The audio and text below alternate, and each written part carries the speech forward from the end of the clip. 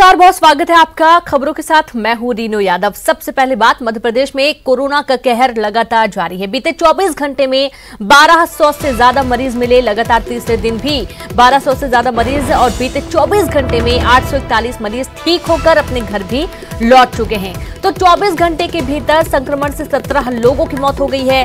अब ये जो आंकड़े हैं वो लगातार बढ़ते ही जा रहे हैं। धीरे धीरे जो कोरोना का मौत का आंकड़ा है और साथ ही जो संक्रमितों का आंकड़ा है वो भी बढ़ रहा है। हालांकि रिकवरी रेट उसके मुकाबले थोड़ा कम देखा जा रहा है। और सहयोगी पूजा माथुर जुड़ गई हैं। पूजा, बहुत आश्चर्य की बात है, तमाम एहतियात के बावजूद अब कोरोना तेजी से फैल रहा है। बिल्कुल रेनू, देखिए लगातार जिस तरीके से कोरोना हाई स्पीड से बढ़ता जा रहा है, ऐसे अभी कोई भी सिम्टम्स नहीं दिखाई दे रहे हैं कि इसकी रोकथाम हो सके या रुक सके। हालांकि सभी प्रयासरत हैं, प्रशासन भी और लोगों से भी जन जागरूकता की अपील की जा रही है, लेकिन फिर भी जो संक्रमण फैलने का दायरा है वो काफी तेजी से बढ़ता जा रहा है। जो चेन है वो टूटने का नाम नहीं ले रही है। यही वजह है कि फ्रंट फुट पे खड़े कोरोना योद्धा हो या फिर एक ही परिवार के कई लोग, लगातार ये चेन बनती जा रही है और वो संक्रमित होते जा रहे हैं। जो डॉक्टर्स हैं वो भी संक्रमित हो रहे हैं, जिन पर कोरोना को खत्म करने की जिम्मेदारी है। यानी फ्रंट फुट पे खड़े हुए डॉक्टर समेत जो स्वास्थ्य अमले के अधिकारी हैं या फिर पुलिस विभाग के अधिकारी हैं, वो तमाम लोग इस कोरोना की चपेट में आते जा रहे हैं और ये ग्राफ बहुत तेजी से हाई स्पीड से आगे बढ़ रहा है। हालांकि सुखद खबर ये भी है कि कहीं ना कहीं ये रिकवरी रेट भी बहुत अच्छा है। बहुत खासकर भोपाल की बात करें तो रिकवरी रेट बहुत ज्यादा अच्छा हो चुका है। भोपाल का 88% पहुंच चुका है। लेकिन बावजूद इसके अभी जो आंकड़े देखने को मिल रहे हैं उसमें बहुत तेजी से ये इन्फेक्शन दर बढ़ता जा रहा है और फिलहाल बहुत जरूरी है और चिंता का विषय है संक्रमण के जो इन्फेक्शन का रेट है उसको कम करना, उसको तोड़ना। और बहुत जरूरी है ये चेन जो बन रही है उसकी रोकथाम की जाए, ताकि शहर में जिस तरीके से कोरोना हावी हो चुका है उसको रोका जा सके। हालांकि पूरे प्रयास किए जा रहे हैं, एक दिन का लॉकडाउन भी लगाया जा रहा है, लेकिन कहीं ना कहीं जन जागरूकता की अभी भी कमी है, जिसकी वजह से संक्रमण फैलता जा रहा है। लोग कहीं ना कहीं गाइडलाइन का पालन पूरी तरीके से नहीं कर पा रहे हैं। जिस तरीके से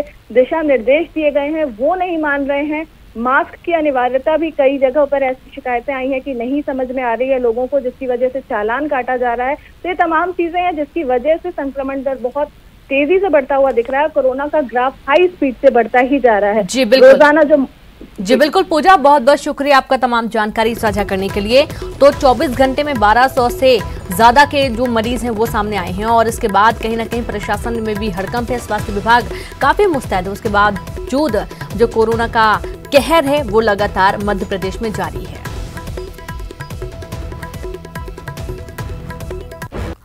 वहीं कोरोना के बढ़ते ग्राफ के बीच मध्य प्रदेश के अलीराजपुर जिला जेल में कोरोना का बड़ा हमला हुआ है। एक बार फिर यहां एक साथ 26 कैदी कोरोना संक्रमण के शिकार हुए हैं और इसके साथ ही कोरोना पॉजिटिव कैदियों की संख्या बढ़कर अब 107 पहुंच गई है, जो कि अलीराजपुर जिले के कुल कोरोना संक्रमण की 1/4 है। गौरतलब है कि जिले में कुल 414 लोग कोरोना संक्रमण के शिकार हैं। जिला जेल में 107 कैदियों के कोरोना संक्रमण होने के बाद अलीराजपुर कलेक्टर ने एसडीएम को इस तथ्य की जांच करने के आदेश दिए हैं कि आखिर जिला जेल में इतना कोरोना कैसे फैल गया।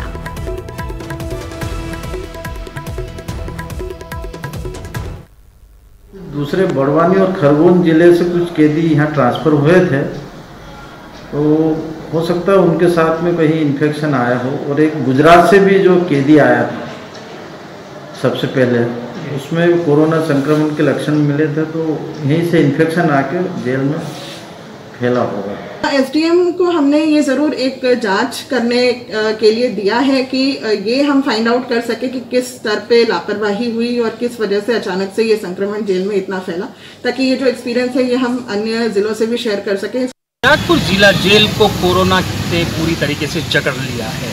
जी हाँ, और अभी तक अलीराजपुर की जिला जेल में कोरोना पॉजिटिव की संख्या 102 पहुंच चुकी है। प्रशासन का कहना है कि सतत निगरानी अलीराजपुर की जिला जेल में की जा रही है और यहाँ पर अतिरिक्त डॉक्टर और मेडिकल स्टाफ की टीम मुहैया कराई गई है। और अलीराजपुर कलेक्टर ने एसडीएम अलीराजपुर को एक निर्देश दिए हैं कि वो यहाँ पर जांच करें कि आखिर कौन सी लापरवाही थी और किस कारण से यहाँ पर मरीजों की संख्या इतनी बढ़ गई। अब देखना ये होगा कि एसडीएम की जांच में क्या निकल कर आता है और किन किन के लोगों के ऊपर कार्रवाई होती है। इस समय अलीराजपुर से मैं वसीम राजा, न्यूज़ 18। एक और अहम खबर, पूर्व सीएम रमन सिंह के ट्वीट पर कांग्रेस का पलटवार। कहा, राहुल गांधी और भरोसे का बड़ा मतलब है।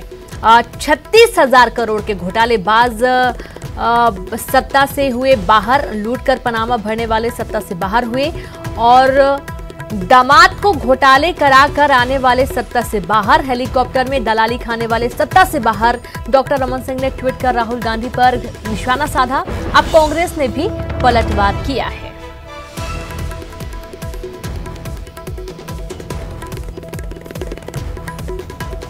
तो राहुल गांधी और भरोसे का बड़ा मतलब है। अब 36,000 करोड़ के घोटालेबाज सत्ता से बाहर हुए हैं, बड़ा निशाना। लूट कर पनामा भरने वाले सत्ता से बाहर हुए, और साथ ही कहा कि दामाद को घोटाले कराकर आने वाले सत्ता से बाहर। अब जिस तरीके से कांग्रेस में सियासी घमासान मचा हुआ है, नए अध्यक्ष को लेकर यहाँ पर अभी बातचीत चल रही है। पूर्व सीएम रमन सिंह ने कांग्रेस पर निशाना साधा और राहुल गांधी के ऊपर भी बड़ा सवाल खड़ा किया। साथ ही जिस तरीके से पनामा घोटाला हुआ है उस पर भी निशाना साधा, उसको लेकर भी। और लूटकर पनामा भरने वाले सत्ता से बाहर हुए हैं, और जैसा कि दामाद को घोटाले कराकर आने वाले सत्ता से बाहर हुए, इस तरीके से अब इस निशाने पर कांग्रेस ने भी पलटवार किया है। जबलपुर की डुमना एयरपोर्ट के पास प्रस्तावित टाइगर सफारी बनाने के मामले को लेकर जबलपुर हाईकोर्ट में 3 याचिकाओं को दायर किया गया है। हाईकोर्ट में आज तीनों याचिकाओं पर सुनवाई हुई है। सुनवाई में याचिकाकर्ता की ओर से कहा गया कि टाइगर सफारी डुमना एयरपोर्ट के लिए बेहद खतरनाक साबित होगी, क्योंकि टाइगर सफारी और डुमना एयरपोर्ट के बीच महज कुछ किलोमीटर की दूरी है, और इसके साथ ही टाइगर सफारी जबलपुर के मास्टर प्लान का साफ उल्लंघन है। हवाई यात्रियों की सुरक्षा का हवाला देते हुए याचिकाओं में टाइगर सफारी को मास्टर प्लान के तहत चयनित किए गए संग्राम सागर इलाके में बनाने की मांग की गई है। याचिका में उठाए गए तर्कों को सुनने के बाद हाईकोर्ट ने राज्य सरकार, एयरपोर्ट अथॉरिटी, वन विभाग, जबलपुर कमिश्नर, कलेक्टर, नगर निगम आयुक्तों को नोटिस जारी कर 4 सप्ताह में जवाब पेश करने के निर्देश दिए हैं।